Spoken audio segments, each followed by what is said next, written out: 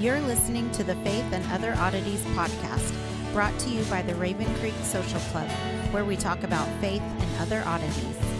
For questions, comments, or to be part of the conversation, join us on Facebook, Twitter, and Instagram, where you can find us at Raven Creek SC. Now for your hosts, Emily Dixon and Nathan Underwood. Hey everyone, welcome to Faith and Other Oddity, the show where Emily and I read the Bible and try to get it out on the internet with varying levels of success. Those technology gremlins have been getting us lately. Yeah, we've had some technical issues lately. Last week, if you were listening, Emily had to jump off real quick, and I had to wrap up the show awkwardly by myself. But I didn't even jump off; I got shoved off. Fair enough. So, basically, I know some of y'all are probably curious what happened. Emily's computer got dropped a few months ago, and so it's one of the ports quit working. We're on MacBook Pros here, so the ones that just have the two Thunderbolt ports. Mm-hmm. One of those quit working, so she can either charge the computer or connect the audio interface. And for a few months, that had been working fine. We would just not do video on our Skype. That would conserve enough battery power to get us through a show. And then last week, I guess, you had a system update, which didn't let that keep happening. So we thought we were going to have to buy her a new computer. We found a nice temporary workaround that will allow her to be plugged in while recording until we can get a new computer for her. So that should be, we should be good for now, but I just want to let everyone know, I think we've got it at least temporarily nailed down. We shouldn't have to jump off in the middle of a show, not for technology reasons anymore. Hopefully our video transfer system has decided it's going to behave so we can get our YouTube videos up on time. Yes. I do apologize for any inconvenience for anybody looking forward to that stuff. We're glad you're back with us now, and hopefully we can get ourselves together and get you a quality show every week that ends roughly when we expect it to. But we're like the little engine that could. We just keep finding new ways to work around these weird problems that you only have whenever you're doing this kind of stuff. In rural Oklahoma. Yes, and recording remotely doesn't really help that. I mean, it definitely ups my time on editing. It takes a little more, cut and paste and things together, get it to look right and sound right. But it's working out pretty good. I know, Emily, you've probably enjoyed not doing all the travel. I don't have time to travel anymore. Hence why we're doing this. That's true. So I don't know. Maybe you do miss it. The time alone in the car. Well, yes, please. Let's not. I guess we'll not get too far into that. But that being said, we had last week we were in 2 Samuel, still in. Is it 18? Well, it'd help if I opened up to 2 Samuel, because I was in 1 Samuel. Yes, there was lots of running. Absalom had just been killed. We were in the middle of Ahimaaz telling Joab, "Hey, I want to go tell David the good news," and Ahimaaz is saying, "David's not going to think this is good news," and basically implying, "Hey, the last person to tell him something like this got killed." Then he says, "Let the Cushite go ahead and do that for us instead. Let him test the waters, see how David's doing." Then the new guy. Yeah. And then we have this really intense scene, and this is just to get everyone caught up to where we were. So we have this really intense scene where the Cushite was it Ahimaaz? Was he running first, or was it the Cushite first? Ahimaaz outran the Cushite. Because the Cushite goes through the fords that are harder to run through. Right, that's right. Ahimaaz, went through the plains of Jordan, which were easier to run. Yeah, I got distracted and did not read back through it this morning. But so the watchman says he sees a person running, and David says, "Well, if it's one, it's good news. Let him come." And then all of a sudden, there's another runner, and so now we're really worried about Ahimaaz again. Like, uh-oh, now it's two people. Does this still mean it's good news? Does he get to make it to the gate? And then he makes it to the gate, and then he delivers the news to David, and you're going, somebody's gonna die. Is Right. is is David gonna kill this guy when he hears that his son is dead? Um, which is an important question to be answered, I think. But the Mhm. way it's drawn out there, it really ratchets up the tension, and it only gets released really whenever you get to David's reaction.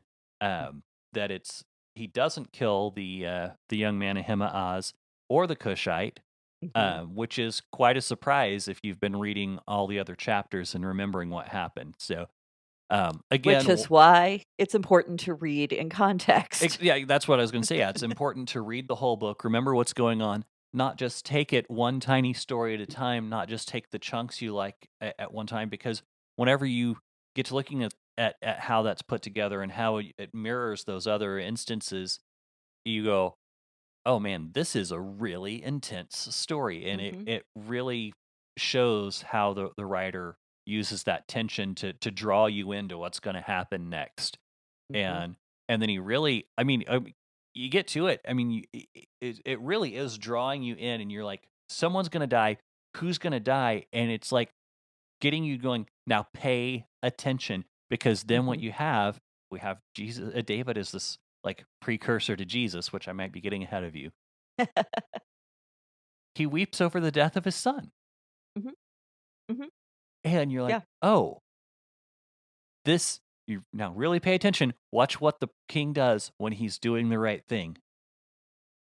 Might be a little late for David at this point, to be doing the right thing. But when he's doing the right thing, he's not happy when someone dies.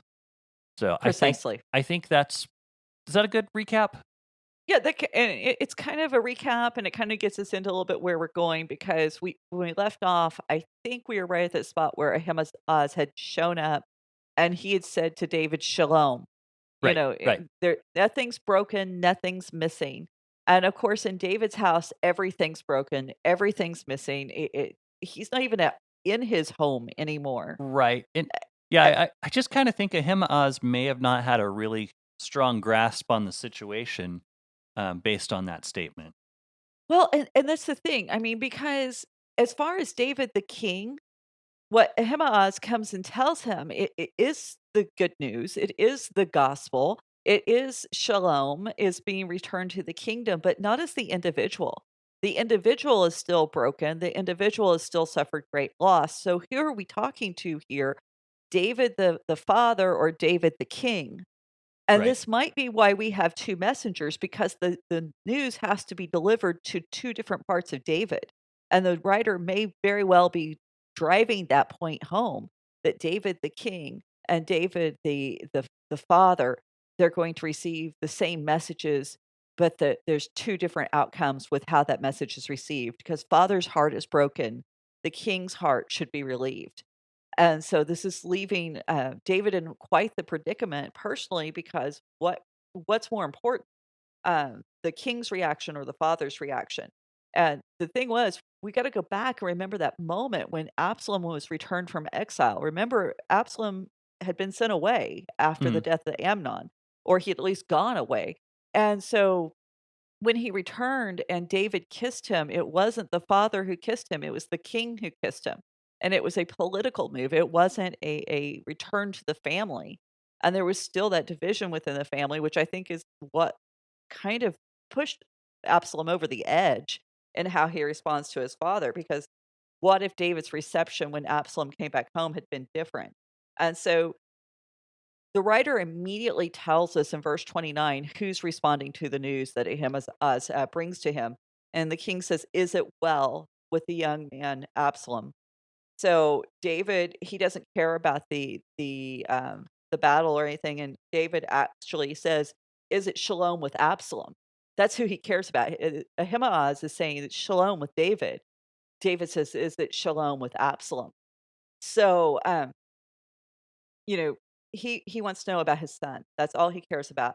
And Ahimaaz, actually answers, "When Joab sent the king's servant, your servant, I saw a great commotion, but I do not know what it was or what it is." So we've got some question here because did Ahimaaz lose his nerve? did he really not know that Absalom was dead? Now the sages argue that he really didn't know, and so he was not going to report something that he had not verified himself. But we know that Joab in a previous verse had said, "Hey, this is not good news." Why? Because the king's son is dead. So there's really no excuse, and there's really no way to say that Ahimaaz did not know that the king's son was dead. He had to have known if he'd actually had the conversation with Joab. So we think maybe at this point he was getting a little bit of a clue that Joab was correct to be worried about David's reaction. Now,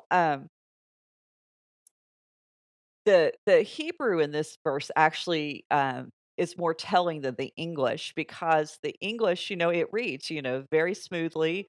We follow very nicely through the progression, but the Hebrew, as Alter notes, is very kinda jumbled. He actually says that Ahimaaz starts babbling. So it's this idea of nerves taking over, and he doesn't know what to say. He's being put on I put just on the spot. realized what I walked into. Yeah, it's like, "Oh, Joab actually knew what he was talking about, and, I need to figure out a way to get out of this. Oh, look, there's a Cushite." That's kind of what it comes down to. So, verse 30 says, "And the king says, 'Turn aside and stay here.' So he stood aside and stood still." And I mean, you can almost see it that, the person who's standing at the side of the room waiting to know if they're gonna be in trouble or not, the kid, trying not to fidget. I mean, this is a young man. We already know this from previous verses. This is the son of Zadok the priest. He's the runner, he's not the warrior. And so, y you kinda get this "oh crap" moment going on here in this tension of the court of what's going on because David isn't behaving like the king. He's not even behaving like the warrior. And what do they do with David the father? Because this isn't a guy that everybody knew. This is a new guy for Mhm, his mhm. warriors to encounter. So, David doesn't try to learn any more from him. He just says, just stand over there. And verse 31 says, "And behold, the Cushite came, and the Cushite said, 'Good news,'" again, that word euangelion in the Septuagint, "'for my lord the king.'" So note, it's good news for my lord, my king. "For the Lord has delivered you this day from the hand of all who rose up against you." So, in a lot of respects, the Cushite kind of repeats what Ahimaaz says if we just look at the surface level, and we're going to get into the distinctions in what they said. So, it's interesting to note that the Cushite calls David my Lord and King.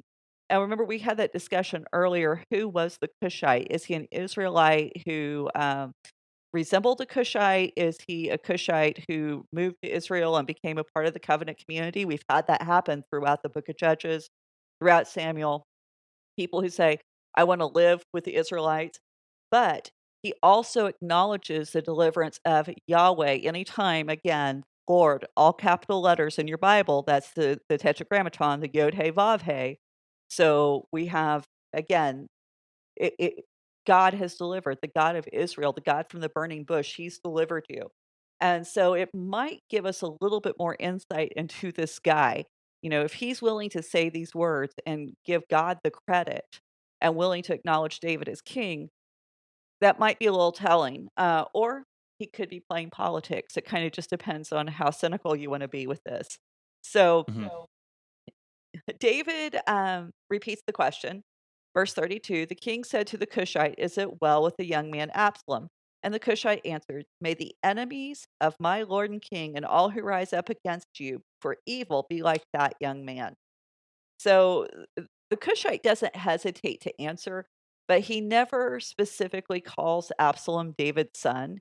He kind of ignores that relationship, and he even utters a curse, "May it be to those." I mean, this is the idea that he wants the worst punishment to come against David's enemies, and that's being conveyed in his words. And this is the reason why when David responds, David's even though he didn't get a direct answer to his questions, he knows what the intent is.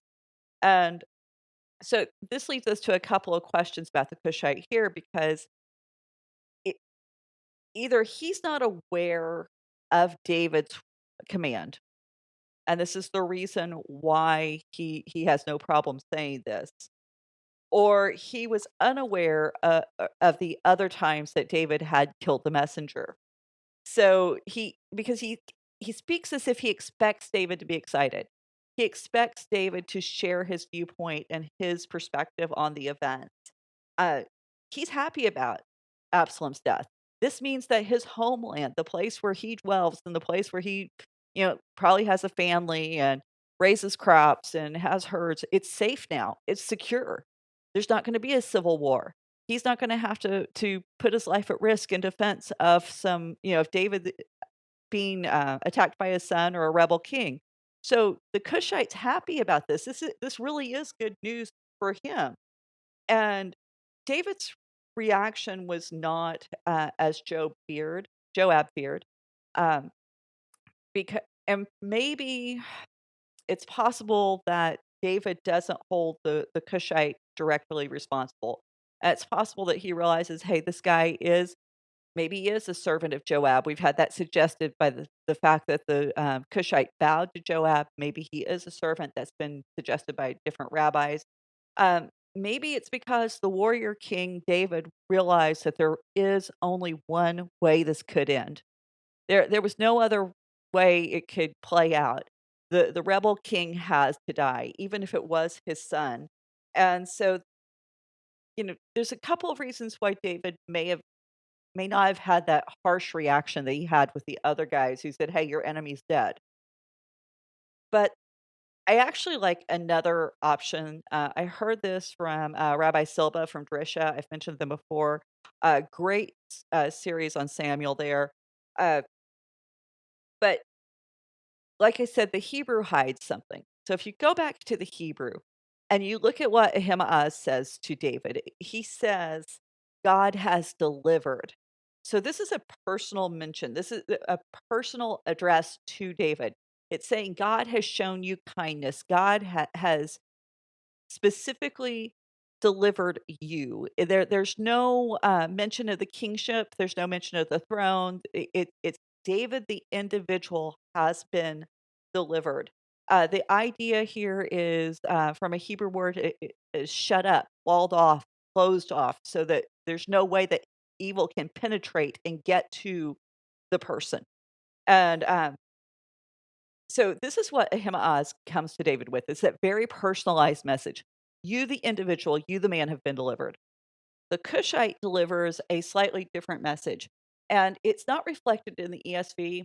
Again, I want to pick the ESV translators because they're not consistent when they should be and inconsistent when they shouldn't be. Um, Alter actually translates this much closer to the Masoretic, and it says, "The Lord has done justice."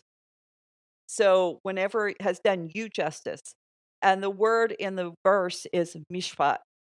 I'm sorry, shofat, not mishpat, shofat. And it translates to judge. Deborah was a judge. Samuel judged Israel. It's the idea of executing justice. It's not just this idea that just as justice as an abstract, it's that justice has literally happened. It's been carried out. And so the Cushite says, justice has been done. Ahimaaz says, compassion has been given. So you see the difference in the two messages. One is delivered to the individual, one is delivered to the king who governs Hmm. over a nation. And this are the little things that make Hebrew so much fun. And so we want to make sure that we see these things in the messages because again, who is going to respond? Is it going to be David the father or is it going to be David the king? Because who responds is going to dictate the response. And can the two coexist within one person? Right. And that's a huge question. And I think we're going to have it answered here in a minute. Because the Cushite message is only good news for the king. It's not good news for the father. And that's, like I said, really the crux of David's entire story. Who is he going to be? Is he David or David the king? Or is he David the man? And whose concerns are going to win out? So what we need to remember about kingship, especially when we're talking about ancient kingship, or even I think even today, maybe to a lesser extent, personal wants and desires don't play a part. they're not put above the obligations of the crown.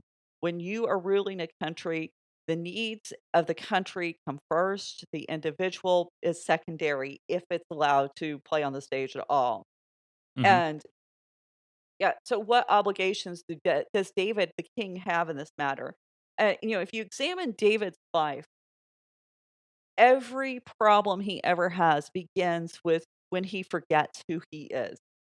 When he sets aside his identity as God's anointed king and he starts behaving as a man without a Lord and master.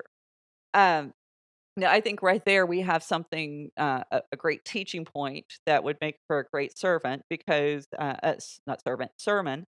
Um, because when do we get in trouble? I mean, I would say 98% of the problems I've caused myself has been whenever I've forgotten who I am as a child of God and to behave appropriately. And probably all the problems I've caused other people, or a good portion of the problems I've caused other people, is when I've forgotten who I am and not behaved appropriately. So, Yeah, fair enough.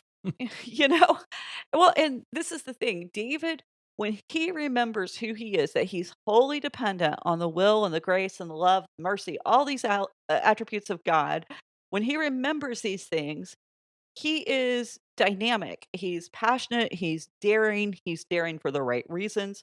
When he forgets, he's sitting on a rooftop. He's watching women bathe. This is not a good guy. It's only whenever he's clinging to his identity in Christ that he acts and behaves appropriately. Well, I don't think he would cling to his identity in Christ being David, um, but his identity as a as the king of Israel, As God's anointed, as God's as the anointed. Yeah. foreshadowing. Well, I know what you meant, but it was just a little anachronistic. It is. As Well, far as what David, I mean, as far as what David would be able to understand, and what the writers of Samuel would be able to understand and convey, and right. and we can we can project backwards if we want to, but we have to be careful when we do that because Okay, fine. I'm not. I mean, I understood what you meant. Right.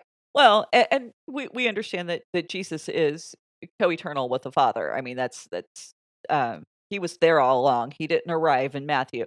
But at the Right, same right. time, yes, David would not have had the understanding of Jesus' life and ministry. Absolutely. That would have been completely off his radar. Um, so now that you caught me in a foible, we'll move on to the Hey, well, next I verse. figured we just get it corrected now as opposed to getting letters and complaints, right? This is true. This is very true. I might as well. I'll eat my little crow. So, verse 33, and the king was deeply moved and went up to the chamber over the gate and wept. And he wept, as he wept, he said, "Oh, my son Absalom, my son Absalom, would that I have died instead of you. Oh, Absalom, my son, my son." And so, if there is ever any indication that David is totally you need some kind of evidence. He is operating as a father at this point in time. The king is gone, the warrior's gone. He is 100% the dad who's grieving the dead son. He's literally trembling with emotion, we find out. And the rabbis claim that the reason why David responds this way is because David realized he is responsible. He is 100% responsible for what Absalom's done. And now you gotta be a little careful there with that kind of language because, yes, David set the scene. If David had not sinned against Bathsheba and Uriah, and David had actually taken care of Tamar, if David had responded in kind to Amnon the way he should have, fulfilling the law, if he had accepted Absalom back from exile with open arms, uh, there's so many points along the way that David could have changed this trajectory, but he never did, and it's not until Absalom's death that he begins to actually realize, "Oh, wait a minute, there's something going on here." Now, this does not negate Absalom's, part and responsibility in this. I mean, Absalom absolutely made choices in this all the way along, and so you kinda have to wonder, um, where is that line between David's responsibility and Absalom's responsibility? Because Nathan the prophet Nathan the prophet had foreseen this coming, that there was going to be things happen within David's own house Hmm. that were going to happen. So, you know, I don't want to. I don't think anyone can ever just go, "Oh, the devil made me do it," or "God made me do it," or "It was predetermined, predestined," whatever. I don't think we can use that as a get out of jail free card. We are still absolutely responsible for what we do. So I think we need to be a little bit careful with the idea that David's weeping here because he understands he is the one responsible. Um, I think that might take it a bit too far. And mm, yeah, I just I just want to be, offer that caution there. So, David is very human, and I think that's one of the things we are seeing in this passage. And, and also want to be careful that we don't try to read too much into David's grieving here or even any of his responses, because when we talk about types and foreshadowing, there are limitations. And the analogy will break down at some point. But I think when we read this story and we have these glimmers and this peek into a reality we often forget, and that is that God does grieve the lost son, as you mentioned earlier. And, God is also the king who knows that justice has to be enacted, that sin doesn't get to go unpunished or unabsolved. Um, it has to be addressed. And what's interesting to me is God's solution is almost identical with the one that David offers up here. Oh, that I had died instead of you. Hmm. Hmm. And so you have that counterpoint. I mean, of course, David's David's death would have resulted in nothing of benefit for Absalom other than evil would reign. And that's the really great thing about the distinction here. If David had died, then Absalom, who had proven to be a worse sinner than his father, who was more violent than his father, would have reigned over Israel, and who knows where that would have ended up, where God's death through the incarnate Christ actually becomes the method through which evil is defeated. Right. So you have that reversal here that I really do love. And it's God's way that bridges that divide between the father's heart and the king. God can have both. God can be both the father who grieves, and he can also offer the way of reconciliation, where David in his human frailty and his limitation, how does he do that? How do you thread that needle when you've got a son who has literally come in and raped 10 of your wives, 10 and taken over your city? What can you do that's severe enough without causing his death? What can you do to make repair this relationship short of death? I mean, anything that David would have tried to do to reconcile with Absalom would have looked like mercy and weakness and it or favoritism. Hmm. It would not have worked within a human construct. And so this is the reason why what God is doing through Christ is so crazy, because it only works with God. Right. And it only works with God because he's the only one who can bring life from death. Uh, Yeah. Well, and something too you mentioned earlier, and this is just kind of a theological point, is you talked about you know, we can't God not letting sin go unpunished, or not or un ending this progression. That's one of the things that, when we look at, you know, we, that's the age old question, well, why doesn't God just save everyone? Or, why do people have to die? Why does there have to be a theology of hell, which I'm still working out what that right, even looks like. I mean, there's so many questions, and I mean, I don't spend a ton of time on it, um, partly because it's depressing. Um, right. but but I think when we don't understand that, excuse me, that question, I think when that question is posed, we're not really understanding oftentimes our role in the universe, for one, that we Mm, are supposed to be working with God, and that we do have some influence on how the universe gets built and fleshed out mm, and moved, and we do that through moral action. mm, And so when God punishes sin, he does that because he decided, hey, the world you're building, that's a little farther than I want to send humanity into right now. I don't want you to continue to create a world that's that evil. Right. And so because as far as I can tell, it's like the Earth's still kind of in process.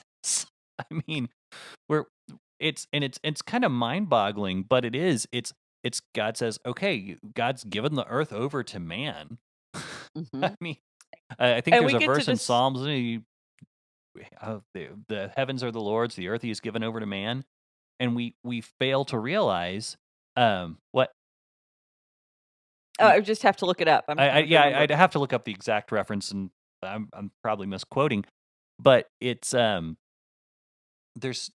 there's this idea that there's this separation. We just kind of too often want to play around like we're just victims of reality when in reality, reality is kind of a victim of our behavior and the way Mhm. it plays out, and the way it influences people. And so why does God punish sin? Why does He not save everyone?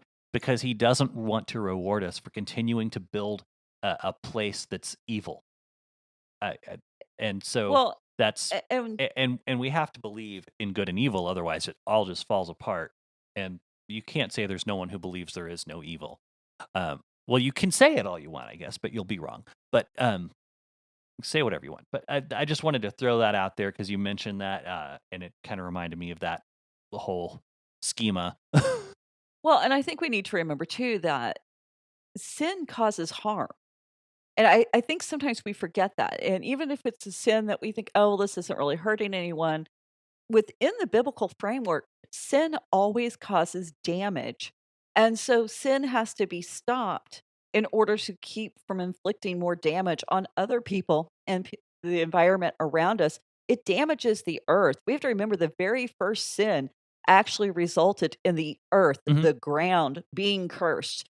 So that's our prototype. That's the very first thing that we need to understand about sin is that it causes actual damage. So whenever we're talking about stopping it, we aren't talking about stopping someone from, stealing a piece of bubble gum. We're talking about stopping someone from inflicting damage in this reality. And this is the reason why sin has to be addressed because we've been given the ability to make decisions that actually impact the world and the environment and not just like, you know, trees and earth and, Green Day kind of environment, but the environment, the emotional, moral, spiritual, mental places we inhabit. So I think we forget that sometimes. And we think that sin is all about, oh, well, it's just about me. And that's how narcissistic we are. Sin is just something that is about me. And no, that's never what the Bible presents. It's a communal travesty. Hmm. So Yeah, and anyway, that's Psalm 115:16. By the way, it's the earth is the heavens are the Lord's, but the earth He has given to the children of man. So so that's I there you like have that it. one. It's brings a lot of interesting theology about. Well, I mean, it's Genesis 1 and 2, here, take this, work it, tend it, care for me, and care for it for me. Yeah. So, Oh, but now we move into chapter 19, and the story continues, and the writer reintroduces Joab. Now we need to remember Joab is David's loyal general. He's the protector. He's the man who will kill for David without question. When David wanted Uriah dead, all he had to do was send a note, "Hey, kill this dude." Joab carries it out, no questions asked. We don't even know if Joab realizes what David was trying to accomplish in that act. Joab doesn't care. His king wanted it, he did it. And this is what makes the story of Absalom so very interesting. So, we got to remember too that Joab is somebody who goes way out of his way to make sure that David gets all the glory and praise possible.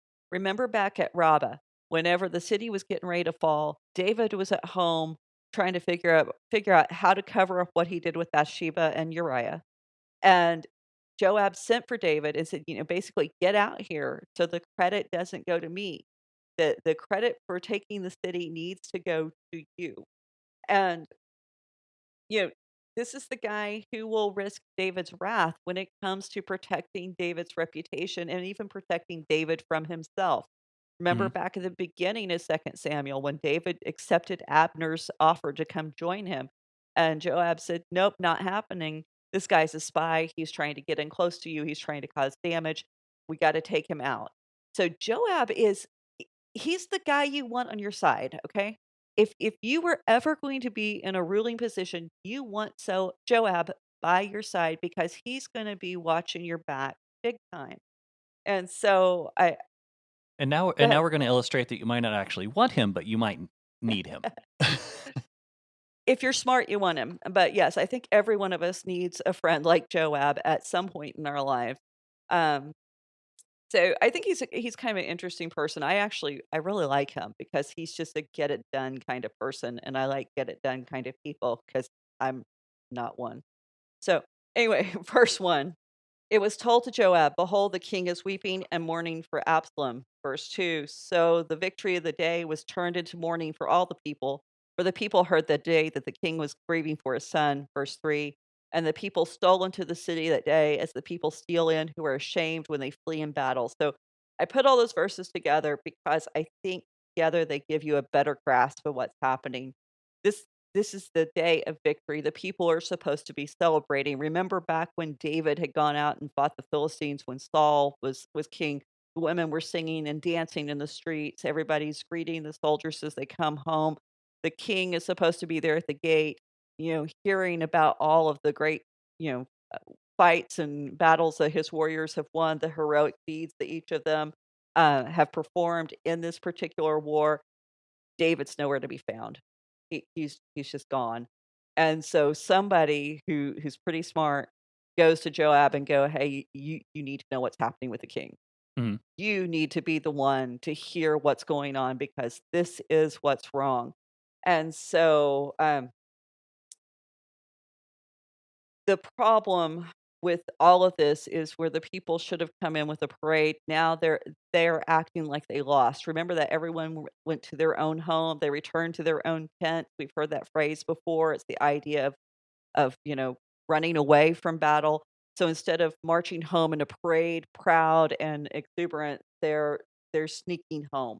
They're returning as people who've been defeated. And so when Joab gets back, man, they're like, "Okay, this is the guy to handle the king when he's in this mood. We don't trust anyone else to do it." Is basically what I think is going on here. Verse Right. 4, the king the king covered his face, and the king cried with a loud voice, "Oh, my son Absalom, my son, my son." Now, covering one's face, we've already talked about this. This is a sign of mourning. We saw it with Tamar after Amnon had raped her and threw her in the street. We saw it with David whenever he was fleeing from Jerusalem when Absalom invaded. Um, he mourns the death of his son just like he mourned the loss of Jerusalem. And David's words really reveal the depth of his grief. Because when you remember back when Saul and Jonathan died, he composed this amazing eulogy. It's one of the more highly praised pieces of poetry in all of the Bible. Mhm. Um, when the son he had with Bathsheba died, he waxed all philosophical about death and the purpose of death, and now he is just reduced to crying out basically 2 words in Hebrew, "My son, my son." There's no careful consideration, there's no philosophical, pondering, there's not even, poetry. Mhm. It's just, "My son." And so this is this gut-wrenching grief that's just robbed him of any perspective and, any kind of shred of who he was, and, forget proper etiquette, it's out the window. So verse 5, then Joab came to the house to the king and says, "You have today covered with shame the faces of all your servants who have to this day saved your life and the lives of your sons and your daughters and the lives of your wives and your concubines." So Joab is telling David what only a friend who's been with you a really long time gets to say to you. Only somebody who's walked with you through just the valleys of hell can say these sorts of things without you just blowing up on them. And so this is kind of, the slap in the face that David needs to come out of his hysteria. And Joab is reminding him of his responsibility. A king does not have the luxury of personal grief. It doesn't matter how close the person who died is. Personal grief and sorrow is something that only the commoner gets to have. And his duty is to show the people that he is happy that they won, that he wants to join them in the celebration. They get to go back to their homes. They get to Mhm. reclaim what Mhm. Absalom had taken from them. And so David has allowed Absalom to totally distract him from who he's supposed to be and what he's supposed to be doing. And Joab's basically saying, dude, get it together. Act like the king you're supposed to be. Right. And it's very telling too that the list that Joab gives. He says, you know, David shouldn't be mourning because the servants, when we talk about the servants, he's talking about the soldiers, guys who had literally risked their lives to make sure that David could reclaim the throne. The sons and daughters. The rest of David's sons and daughters, from everything we can tell, had remained loyal. They had probably fled with David. Why? Because under the dictates of this culture and time, Absalom would have gone in and killed his other siblings to make sure that none of them could try to take the throne from him. So these children, David's other kids, were literally in danger of dying with under Absalom's rule. The wives and the concubine. Well, I mean, really, do we need to explain this one? 10 of the concubines who were the same as wives, they just didn't have that premarital agreement, Right. that they had been raped in public. Now, if David would allow that to happen to those 10, do you think the other ones at home felt any safer or more secure knowing that David allowed this to occur? Right. And also, custom would have dictated that had Absalom taken the throne, he also would have taken the rest of David's wives into his own harem. Now, whether or not that really meant they had a real marriage or they were just going to be cloistered away until they died alone, that uh, kind of varied according to circumstance. But Joab's saying, everyone that you're supposed to defend, you've basically told them that you don't care. You would rather mourn the guy who did all these horrible things than to celebrate the fact the ones who love you are safe. And we but we've seen this before. We shouldn't be too surprised because David has this record of misplaced compassion. Because remember back, with Hanun, whenever we started talking about the story of Rabbah, when Joab was trying to, capture Rabbah, that all started because David had sent messengers. Why? To console Hanun, the son of Nakash, Mhm. and he had, shaved half their beard, cut off half their clothes. Amnon, who had raped his own sister, David's daughter, David showed compassion to. He shouldn't have. Ziba, and we're gonna find out, Ziba was the one who was, put in charge of Mephibosheth's estate, and he joined, David on the road, and David gave him Mephibosheth's, lands at that time, and we're gonna learn that why that was a mistake, and we're gonna see how that misplaced compassion causes problems. So David has this ongoing history of showing compassion to the wrong ones. The people who are loyal to him and really risk something to be on his side often get overlooked, but the people that David's trying to win over kind of become the object of his obsession. He's willing to risk more for them. So, anyway, verse 6, because you love those who hate you and hate those who love you, where you've made it clear today that the commanders and servants are nothing to you. For today I know that if Absalom were alive, all of us were dead today, then you would be pleased. So, Joab gives David that sharp reality check. He's not holding anything back. Um, David is grieving the man who publicly humiliated him. He attacked his city, his home. He'd plotted with other men who wanted to kill David, and now David's saying, "I wish I had died instead. I would gladly give my life for this guy." And so this public mourning was a public insult to everyone who had supported David. And this mourning also actually would put David's life, it put the lives of David's supporters at risk. Now, I felt like the ESV was a little soft here in this translation. Joab's not a soft guy. I mean, he's not the cuddly type. He's the kind of person who's going to make sure you understand exactly what he's saying. So I actually prefer Alter's translation. Surprise, surprise. He says, "For you have said today that you have no commanders and servants." And so basically, they may as well not even exist. They're dead. That Joab really wants to twist the knife here with these words Yeah. because he's got to get David back to reality.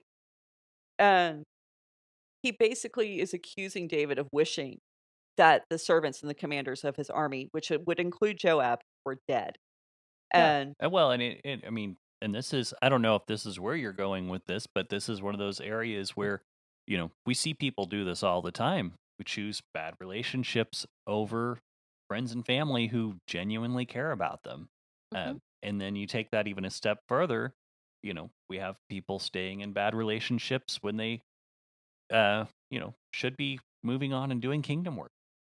That's I honestly didn't go there, but that's a really good analogy because because it's yeah, I mean that's when I look at it, I'm like that to me seems like some application is that we oftentimes attach ourselves to people who are not good for us, friends, whether it be friends or, and I'm not saying that you can't be friends with people, but and but you need to make sure that whenever you're in a relationship with someone who has certain personality traits, that you're not prioritizing them over the good that you're supposed to be doing. or even your own identity. You know, let's take it because that is one of the things that people who are abusers, and I don't want to get too far afield on this because I can go on all day. But people who are abusers, the first thing they do is try to make you forget who you are. They try to undermine what you know to be true about yourself. And so, and David had some flaws. Don't get me wrong. I think we've been pretty open with what David's done wrong and why Absalom really kind of had a right to be upset about the things his father did and did not do. And so David, with his flaws, had kind of created enough of a doubt within himself that he felt like he didn't have a right. And I believe this is, and this might be me reading in, but I believe like he did not feel like he had a right to address what Amnon did because it was so closely mirrored what he did with Bathsheba. Mhm. And so a lot of times that's the crack in the identity that an abuser will use to just burst burst right through who you think you are. If you've got that little flaw, you did something wrong, and I'm not saying David and Bathsheba was a little flaw, don't get me wrong, but any mistake you make is, see, you aren't perfect. See, you aren't good enough. See, this is why you can't be who you said you are. And that's what abusers do. And that's what Absalom shows himself to be ultimately, is an abuser.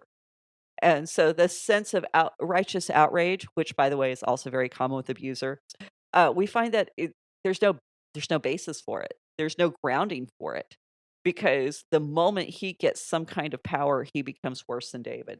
Mhm. So kind of watch people who get upset about this moral outrage over what everybody else is doing. When you start to hear that kind of rhetoric, you can pretty much guarantee that at some point they're going to cross the line into abuse, especially when it's just constant, constant, constant. Right. Um, so I would recommend The Rise and Fall of Mars Hill. So just check that podcast. Right. No affiliation, but it Yeah. really reveals some good things.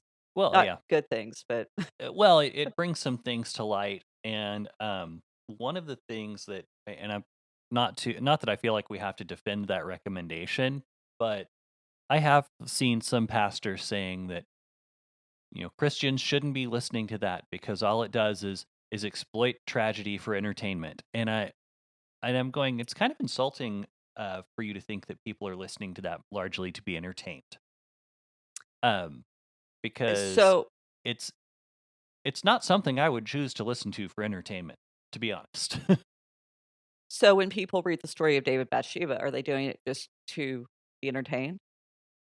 Well, I mean, that's a good you know, question to ask in response, but I'm just saying it's yeah, not something that I mean, I don't think any sane person listens to this and goes, "Oh, that's entertaining."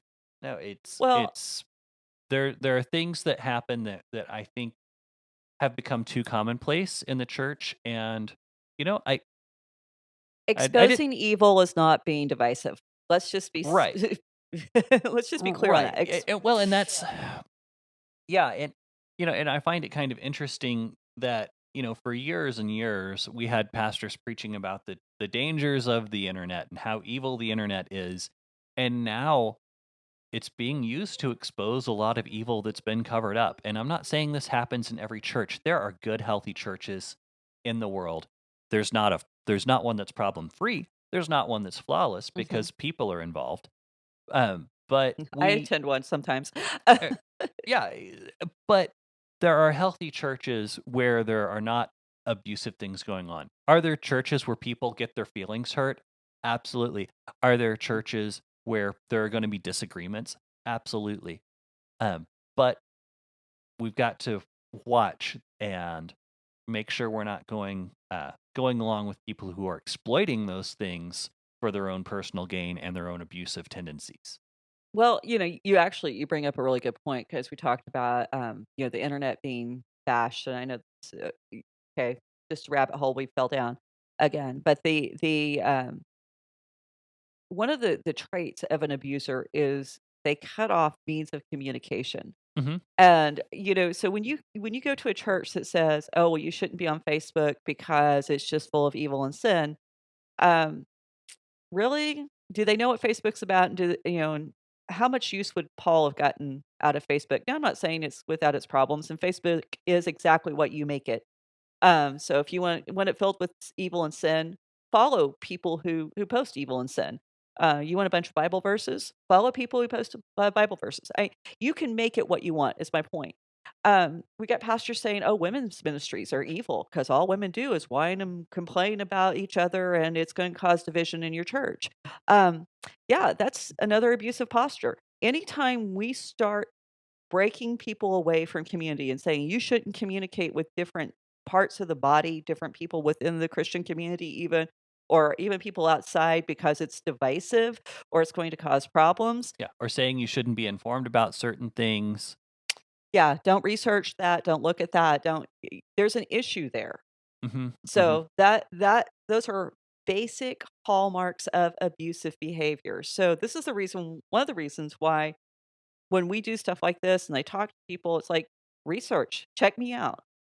Ask other people about it. I don't need to be hidden away and protected from the sunlight. And if Right, I'm wrong, I need to figure that out. right. So, And yeah, anyway, yeah, and we're not afraid of being corrected. That's the other mhm. thing. I don't like it. I'll Like, be yeah, honest. no one really cares for it much at the beginning, but afterwards, I do kind of go, "Oh, yeah, I guess that was kind of a silly thing to believe and or say." Um, and then I Yeah. move on with my life. I get corrected, I adjust course, and I go the right way, Well, or I try to Christ anyway. I don't know; it's not always perfect. well, if you look at the Great Commission and it talks about, going into all the world, these are good things. Jesus didn't say, "Don't talk to people. Don't help. Don't reach out.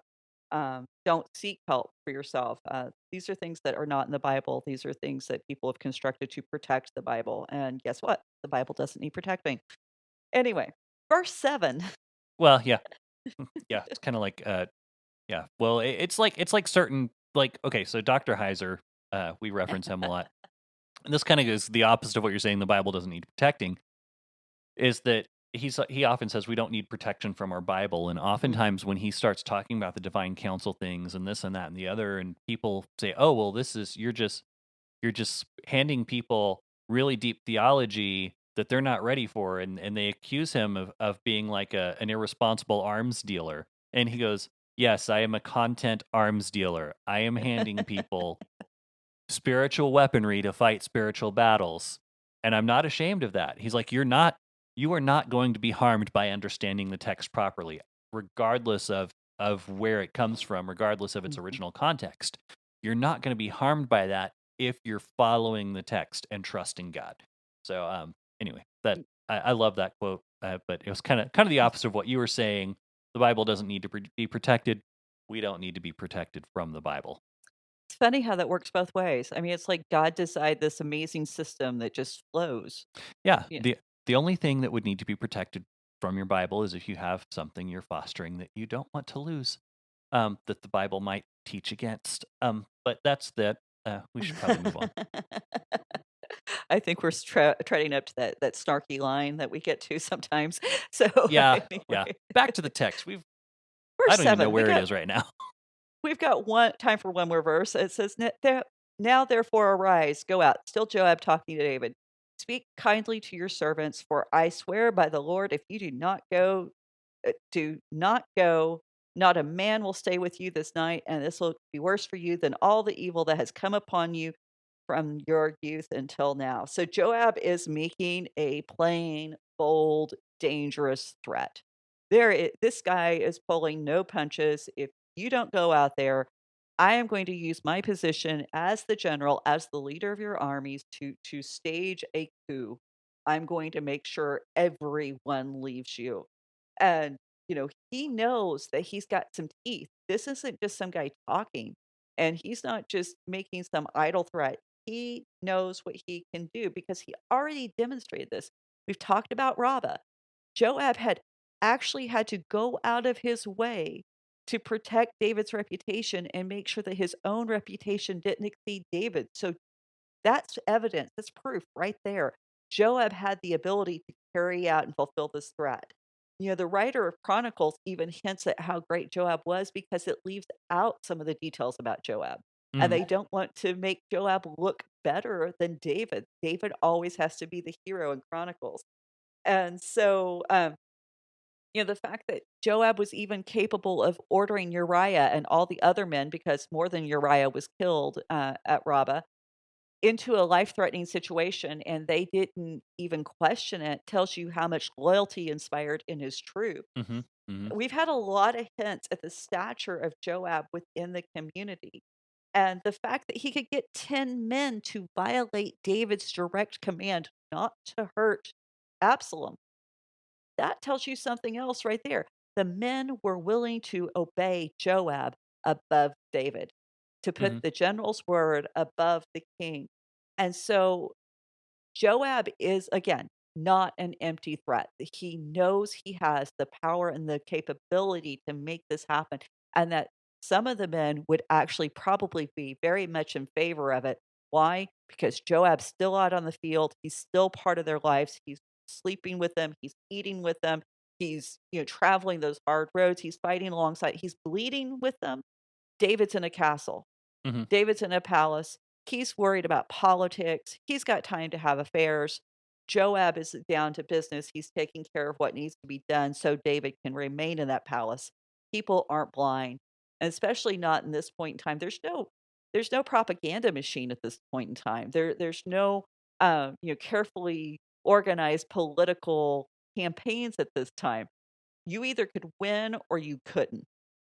And Right. so Joab was the one who made David able to win. And Yeah. so, Campaigns were a little different. It wasn't about getting more votes. It was about killing the other people. yeah, Saved saved much recounting.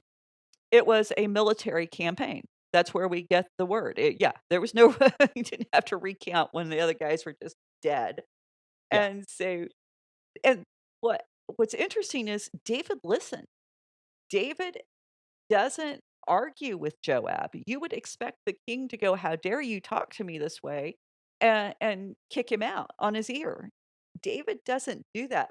And so you kind of have to wonder, how much did David kind of fear what Joab had to say, because David's not unaware of what Joab is capable of, because all the evidence seems to suggest that Joab was with David from the time that he started running from Saul.